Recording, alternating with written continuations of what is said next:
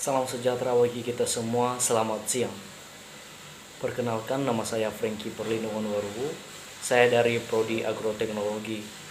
NPM saya 2029021007. Di sini saya akan membahas materi tentang atom. Kita mulai dari kata atom. Kata atom ini berasal dari bahasa Yunani, yaitu kata atomos yang berarti tidak dapat dibagi-bagi. Artinya, semua material di bumi ini memiliki bagian yang sangat kecil yang tidak dapat dibagi-bagi lagi, dan bagian tersebut itulah yang disebut dengan atom. Atom adalah suatu penyusun materi terkecil dari segala materi yang ada. Atom ini memiliki nukleus dan dikelilingi oleh elektron-elektron yang memiliki muatan negatif. Dan pada inti atom terdapat neutron yang bermuatan positif dan neutron yang tidak memiliki muatan atau netral.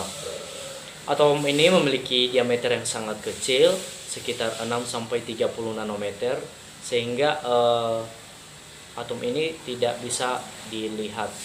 Partikel-partikel seperti proton, neutron, dan elektron terikat dengan atom karena adanya suatu gaya elektromagnetik. Gaya elektromagnetik ini menyebabkan atom yang satu bergabung dengan atom yang lainnya dan membentuk satu molekul. Nah, ada beberapa teori-teori tentang penemuan atom berdasarkan perkembangan dari waktu ke waktu. Dan sebelumnya teori tentang atom ini pertama kali telah dimulai sejak zaman sebelum Masehi oleh seorang ahli filsafat Yunani yang bernama Demokritus. Ia berpendapat bahwa sebuah materi bersifat kontinu. Artinya, jika materi tersebut dibelah secara terus-menerus, maka akan didapatkan bagian yang tidak dapat dibagi lagi. Nah, bagian yang tidak dapat dibagi lagi itulah yang disebut dengan atom. Teori-teori penemuan atom yang pertama adalah teori atom Dalton. Teori ini disampaikan oleh seorang ahli yang bernama John Dalton pada tahun 1803. Ia berpendapat berdasarkan dua hukum, yaitu hukum kekekalan massa dan hukum susunan tetap. Hukum kekekalan massa berbunyi massa total zat-zat sebelum dan sesudah reaksi adalah sama. Begitu juga dengan hukum susunan tetap yang berbunyi perbandingan massa dari unsur-unsur dalam suatu senyawa selalu tetap. Sehingga si Dalton menyimpulkan berdasarkan kedua hukum ini, dia menyimpulkan bahwa atom merupakan suatu bagian terkecil dari materi yang tidak dapat dibagi-bagi lagi. Kemudian atom ini memiliki bentuk seperti bola pecal yang sangat kecil.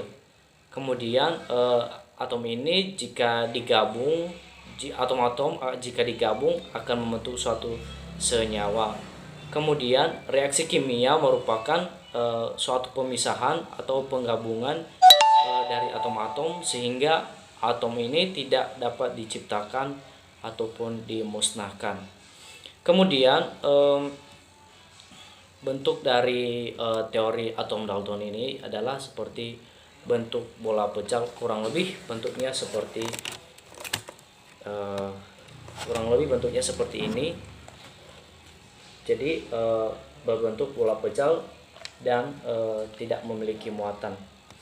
Nah, teori atom Dalton ini memiliki kelebihan, yaitu mulai membangkitkan minat terhadap penelitian tentang model atom. Nah, teori atom Dalton ini juga memiliki kelemahan, yaitu tidak dapat menerangkan suatu larutan dan dapat menghantarkan arus listrik.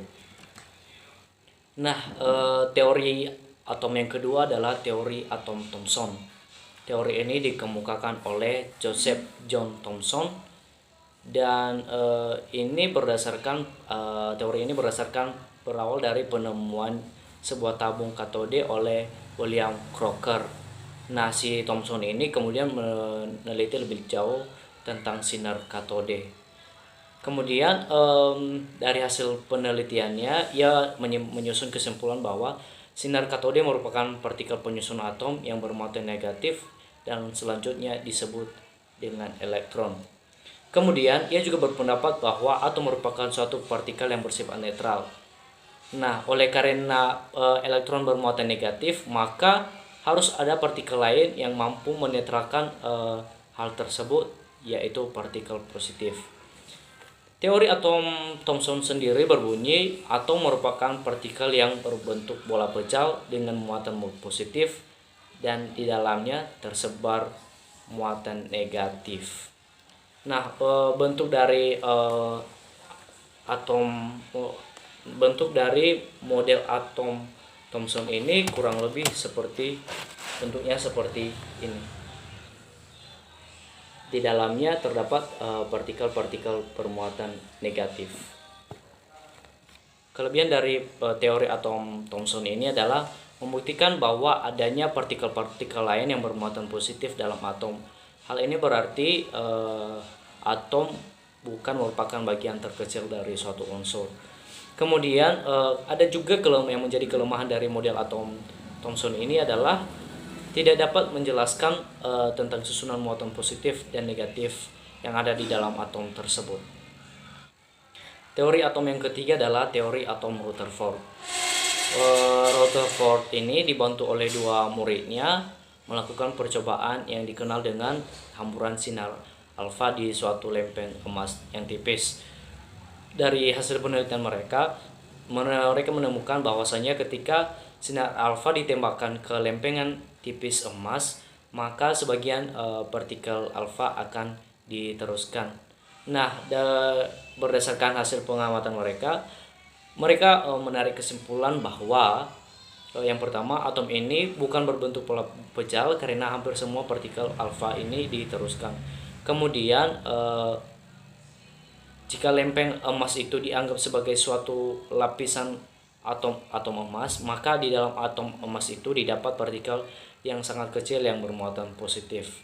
Dan partikel positif itu merupakan suatu partikel penyusun atom, penyusun inti atom, dan ukurannya lebih kecil 10.000 kali lebih kecil dari ukuran atom. Kemudian teori atom Rutherford ini memiliki kelebihan. Yang pertama adalah dapat membuat hipotesa bahwa atom tersusun dari inti atom dan elektron yang mengelilingi inti. Kemudian kelemahannya yaitu tidak dapat menjelaskan mengapa elektron ini tidak jatuh ke dalam inti atom. Model dari atom Rutherford ini kurang lebih bentuknya seperti ini. Jadi di sini ada yang namanya inti atom yang bermuatan positif. Di sini ada elektron yang yaitu partikel bermuatan negatif, dan ini adalah orbit. Garis-garis ini adalah orbit yang menjadi jalur lintasan dari elektron. Yang keempat adalah teori atom Bohr. Pada tahun 1913, seorang pakar fisika yang bernama Niels Bohr melakukan berusaha untuk memperbaiki teori yang telah dikemukakan oleh Rutherford. Ia melakukan percobaan yang dikenal dengan spektrum atom hidrogen. Dalam percobaan ini ia berhasil menemukan suatu gambaran mengenai bagaimana keadaan elektron yang menempati daerah inti. Teori Bohr ini menggabungkan antara teori mekanika kuantum yang ditemukan oleh Planck dengan teori Rutherford dan yang dikemukakan oleh Rutherford. Bohr juga mengungkapkan bahwa suatu elektron mengelilingi inti pada lintasan tersebut tertentu yang disebut kulit elektron atau kulit energi. Tingkat energi yang paling rendah ini adalah kulit elektron yang paling dalam, dan semakin besar nomor kulitnya maka semakin besar tingkat energinya. Nah, model atom Bohr ini kurang lebih bentuknya seperti ini. Jadi di sini adalah bagian ini adalah inti atom. Nah, di setiap ini ada lintasan yang disebut juga dengan kulit elektron. Nah, di setiap kulit elektron ini terdapat yang namanya elektron yang mengelilingi dari inti atom. Jadi semakin besar nomor kulitnya, maka semakin besar juga tingkat dari energinya. Kemudian atom bor ini memiliki kelebihan ya. Kelebihan atom bor ini adalah suatu atom bor adalah suatu atom yang terdiri dari beberapa kulit untuk tempat berpindahnya elektron. Nah, atom bor ini juga memiliki kelemahan, yaitu model atom ini tidak dapat menjelaskan suatu efek Zeeman dan efek Stray. Kemudian kita masuk pada sifat-sifat atom. Atom memiliki sifat-sifat. Yang pertama adalah sifat nuklir. Sifat nuklir atau sifat radioaktif ini hanya dimiliki oleh unsur-unsur atom yang memiliki nomor atom lebih dari 82. Kemudian yang kedua adalah massa atom.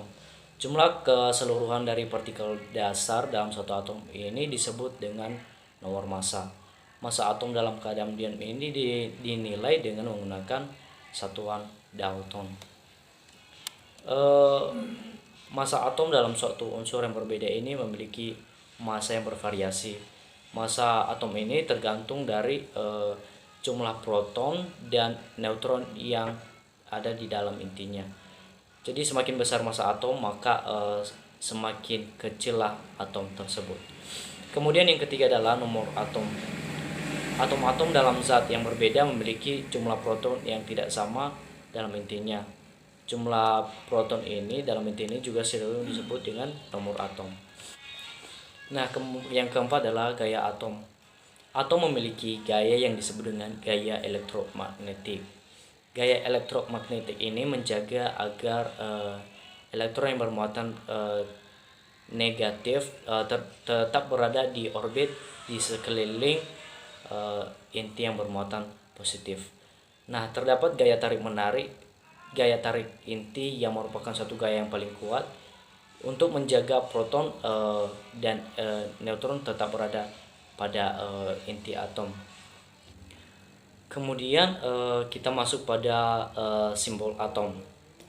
Nah, di dalam tabel periodik unsur atom biasanya disimbolkan bentuk atom disimbolkan seperti ini.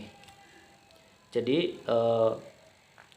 X ini adalah lambang dari atom, A ini adalah nomor massa, kemudian Z adalah nomor atom ini.